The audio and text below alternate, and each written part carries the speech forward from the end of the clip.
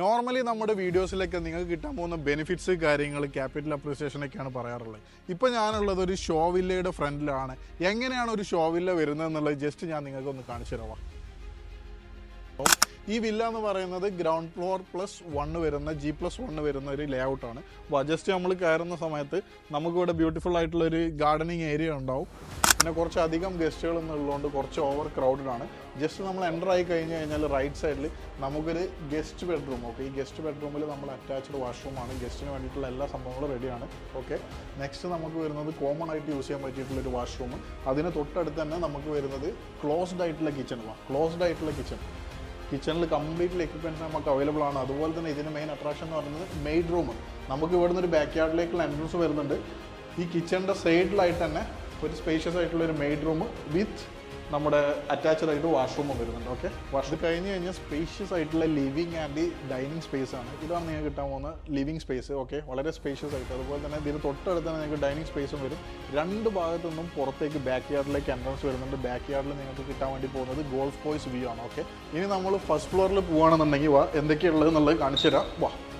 First ഫ്ലോറിലാണ് നമ്മുടെ complete bedrooms വരുന്നത്. എല്ലാ ബെഡ്റൂംസും ബാത്ത് അറ്റാച്ച്ഡ് ആണ്. ഓക്കെ, ജസ്റ്റ് നമ്മൾ കയറുമ്പോൾ തന്നെ നമുക്കൊരു ചെറിയൊരു ലിവിങ് സ്പേസ് ഉണ്ട്. ഇവിടെ നമുക്ക് TV കാര്യങ്ങളൊക്കെ അറേഞ്ച് ചെയ്തുകൊണ്ട് നമ്മുടെ എൻ്റർടൈൻമെൻറ്റ് ഫെസിലിറ്റി ഉഷാറാക്കാൻ വേണ്ടി പറ്റും. അതുപോലെ തന്നെ ജസ്റ്റ് നമ്മൾ റൈറ്റ് സൈഡിൽ പോയി കഴിഞ്ഞ് കഴിഞ്ഞാൽ ഇവിടെ ഒരു ബെഡ്റൂം വരുന്നുണ്ട്. അത്യാവശ്യം സ്പേഷ്യസ് ആണ്. ഫുള്ളി അറ്റാച്ച്ഡ് വാഷ്റൂമാണ്. ഓക്കെ, കബോർഡ് കാര്യങ്ങളെല്ലാം ഉണ്ട്.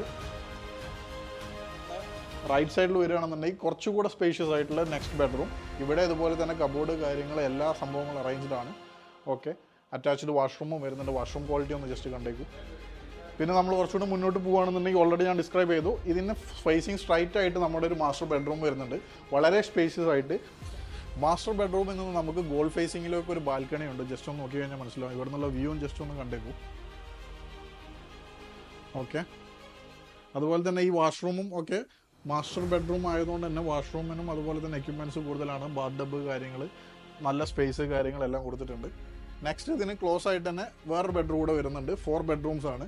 ഇതും ഇതുപോലെ തന്നെ ബാൽക്കണി അറ്റാച്ച്ഡ് ആണ്. ഗോൾഫ് ഫേസിങ് വ്യൂ കിട്ടുന്ന ഒരു ബാൽക്കണിയുള്ള ബെഡ്റൂമാണ്. 4 bedrooms. Okay, hall 4 bedrooms with attached washroom, 2 with balcony.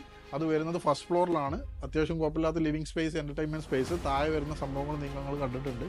Almost നല്ല ഒരു ലേ ഔട്ടിലുള്ള വളരെ സ്പേഷ്യസ് ആയിട്ടുള്ള ഒരു വില്ല. ഓക്കെ, സോ ഇതാണ് നമ്മുടെ ഇന്ന് ഞാൻ നിങ്ങൾക്ക് മുന്നിൽ കാണിച്ചു തരുന്നത്. ഇത് ദമാക്കിൻ്റെ വില്ലയാണ്. അതുപോലെ തന്നെ ഇതുപോലെയുള്ള ടൗൺ ഹൗസസും വില്ലാസും അവൈലബിൾ ആണ് നമുക്ക് പുതിയ കമ്മ്യൂണിറ്റിയിൽ.